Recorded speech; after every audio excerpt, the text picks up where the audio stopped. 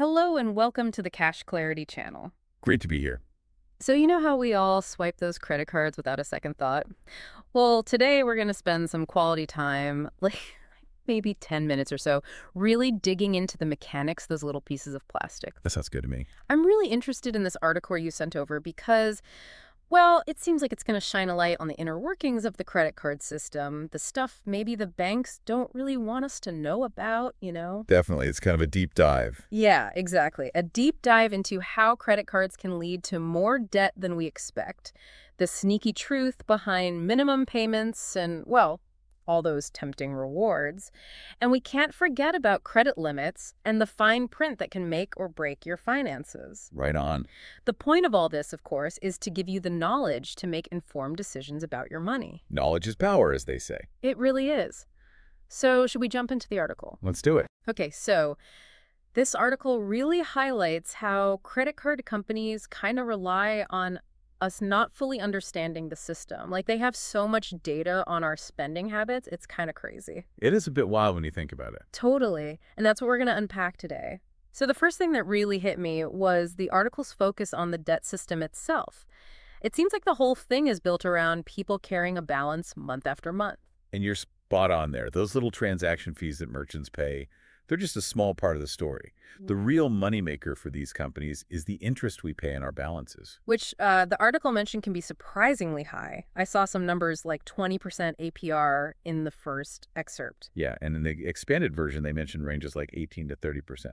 Those are annual percentage rates, basically the yearly cost of borrowing. Mm. And it's not just a random number they pull out of a hat either. Banks take into account all sorts of data defaults, late payments, you name it. I see. So they're looking at all these users across the country. Millions of them, and using all that info to set these rates. So it's all very calculated. Yeah. They want to make a profit, but also need to factor in the risk that some people won't pay them back. That makes a lot of sense. It also kind of makes sense why they want us to keep a balance, right? Right. But it's not just the percentage itself, is it? No, you have to think about the compounding. Right. So if you have, let's say, a $5,000 balance and only make those minimum payments, the article was saying it could take over a decade to dust off. Yeah, maybe even two in some cases. Yeah. And by the time you finally pay it off, you could end up paying twice the original amount. That's a long time to be stuck with debt. Talk about a bet marathon. It is. And it's the compounding interest that really gets you. Each month, the interest isn't just calculated on the original $5,000, it's on the $5,000 plus any unpaid interest from the previous month. Oh, so it just keeps adding up and up. Exactly. It's like a snowball rolling downhill, getting bigger and bigger. And that makes it super tough to break free from the cycle. Which leads us right into our next point, the whole minimum payment thing. Oh yeah, they can be tricky. I mean, they sound reasonable, right? Just a little bit each month. Ah. But the article makes a strong case for them being a big old trap, especially when you look at those long repayment timelines. Absolutely. Yeah. The minimum payment, it's usually like 2 or 3% of your total balance. Okay. It's low enough to feel like you're managing. Right. But, and here's the kicker, most of that payment goes toward the interest, with only a teeny tiny bit chipping away at the actual principal. Yeah. You know the original amount you borrowed? Right. They're designed to make you feel like you're making progress. It plays on our tendency to prioritize short-term comfort over long-term consequences. It's like a psychological thing. Absolutely. But this can really hurt your finances down the line. It's kind of mind-blowing when you think about it. So going back to that $5,000 balance, let's say you are diligently making minimum payments, but mostly just covering the interest. Your actual debt is barely shrinking, and in those maybe 2 decades, you end up paying thousands more in interest. That's money that could have gone toward investments, saving for a house, or just having fun. You got it. It's a slow and steady drain on your wallet. And while the banks might frame it as a flexible way to pay, that long-term impact can be anything but flexible for your financial goals. Okay, so that's the not-so-fun part. Yeah, not so much. Let's move on to something that's, well, shinier. Let's talk about rewards. Ah, the good stuff. The cashback, the air miles, the points, those perks are designed to get our attention. And they do a pretty good job, don't they? Yeah, they really do. But the article reminds us not to get blinded by the bling. Exactly. You know, rewards can be great if you're disciplined and pay off your balance in full every single month. Okay, but that's a big if. It is a big if. And here's the thing. The article points out that banks offer these rewards to encourage us to spend more. And the more we spend, the more likely we are to carry a balance. Ah, so that's where they get ya. Right. The more we spend, the higher the chance of racking up interest charges.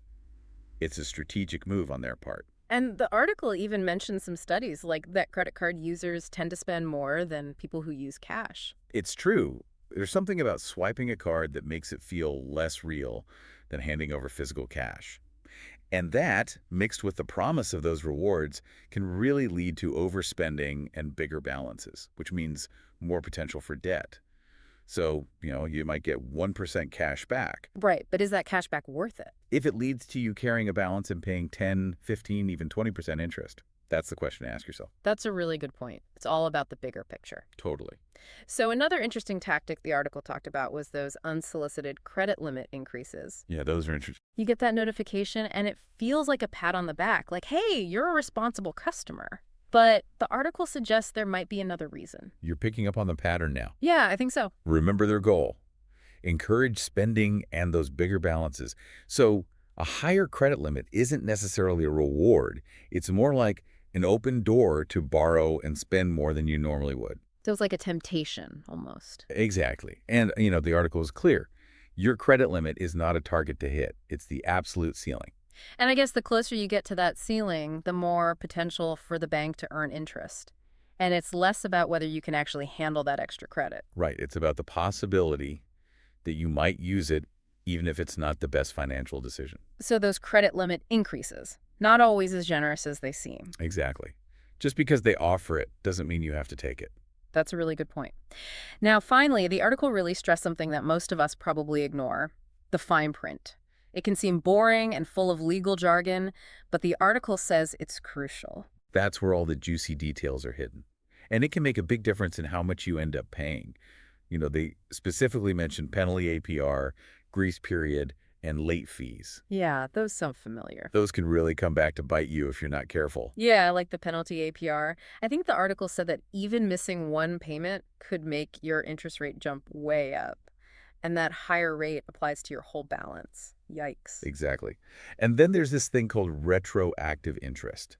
If you pay your balance in full 1 month, but then miss the due date later on, they can charge you interest from the date of your original purchases. Wait, so even though I paid it off before? It's like they rewind the clock on your grace period. That's just not right. It's definitely something to watch out for. And then there are all the other little fees buried in there: balance transfer fees, foreign transaction fees. Oh yeah, those can add up. It's like a hidden cost that you don't realize until it's too late. So, honestly, when was the last time you actually sat down and read the fine print on your credit card agreement? Probably never. I bet. It can feel so overwhelming. It can. But honestly, taking the time to understand those terms can save you a lot of money and headaches in the long run. You're right. It's definitely worth the effort. Now, before we wrap things up, the article also briefly mentions something that's often overlooked in these financial discussions: the emotional side of things. Oh, yeah. Debt can be a huge weight on your shoulders. More than just numbers on a page. Way more. Carrying around a lot of credit card debt can really stress you out. It affects your sleep, your relationships, your overall mental health. It's not just about the money. No, it's about your well-being. Absolutely. Okay, so we're almost out of time for our deep dive into this article. What are the key takeaways for our listeners? The big picture here seems to be that credit cards are powerful tools. But you need to be aware of how they work and use them carefully. And it sounds like banks, even though they offer these services, well, they profit when we don't fully understand what we're signing up for. That's a good summary. Mm. The main message here is to be proactive. You have the power to stay in control. Exactly. Paying your balance in full each month is crucial. That eliminates interest charges. Being mindful of how much you're spending and not falling for those tempting rewards is another big one. And absolutely avoid the trap of making only minimum payments. So pay in full, spend wisely, understand your terms, and don't fall for the minimum payment trap. Got it. And don't forget the fine print. Understanding the fine print is your best protection against surprise fees and that snowballing debt. Okay, so to wrap things up, here's a thought to ponder. Take some time to look at your own credit card agreements and think about your spending habits. Really think about it. Are you using your cards or are they using you? It's something to consider. That's a great point to end on. Thanks for joining us on the Cash Clarity channel. See you next time.